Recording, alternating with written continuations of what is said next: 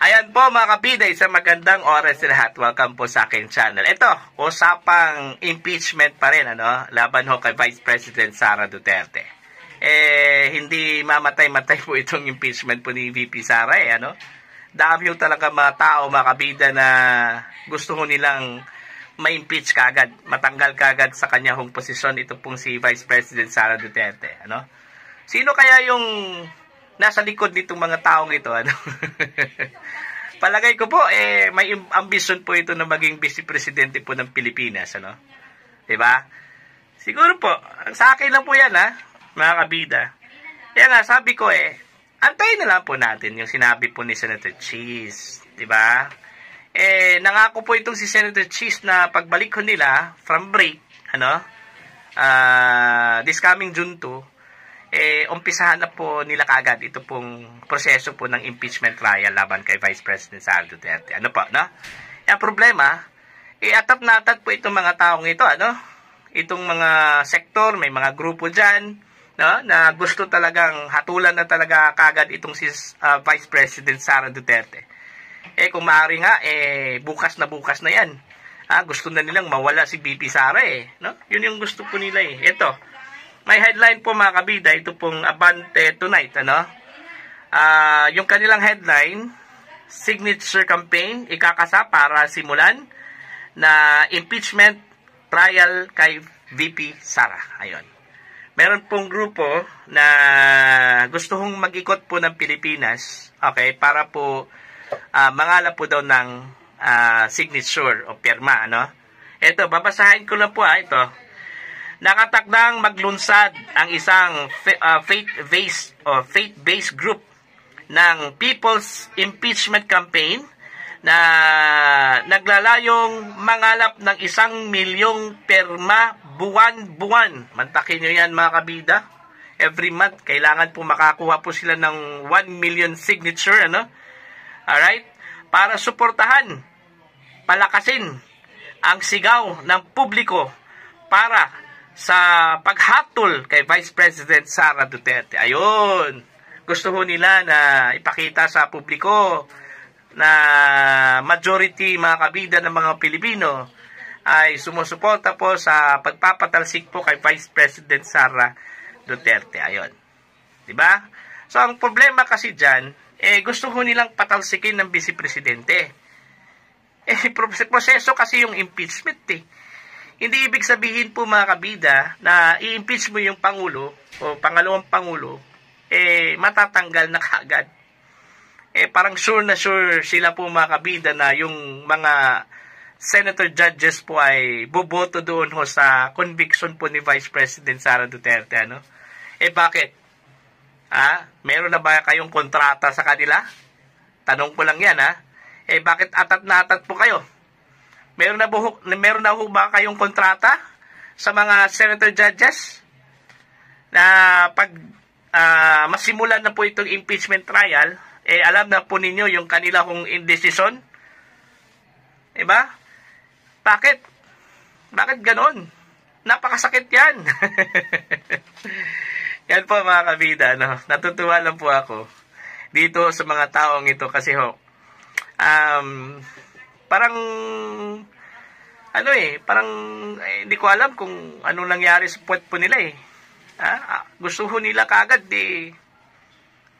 masimulan na po itong impeachment po laban sa Vice Presidente po ng Pilipinas. Sabi po, ito balikan po natin yung pangako po ni Senator Cheese.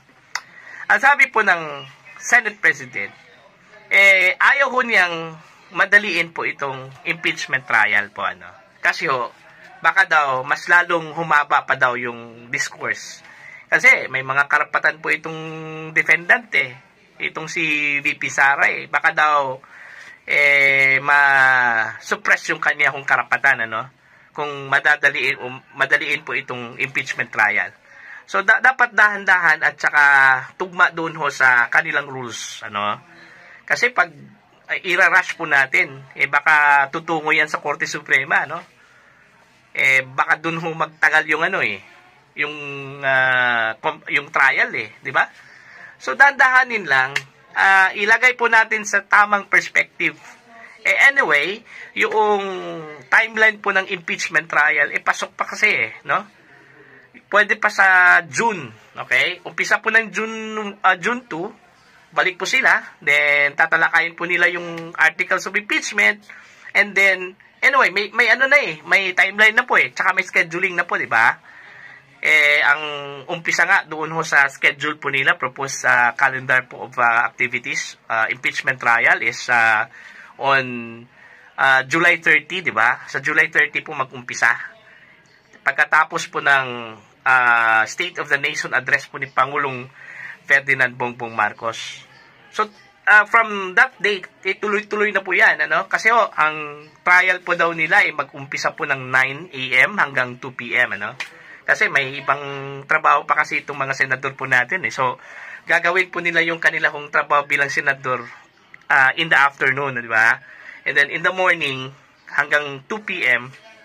yun na po yung impeachment trial po, no? So, ang timeline po ni Senator Cheese hanggang October. So, October po daw kung makapagpalabas na po sila ng desisyon, ano? Hahatulan na po nila itong si VP Sara, no? So, antayin na lang po natin yung proseso. Di ba kayo, adat natat, huwag kayong magpahalata na may mga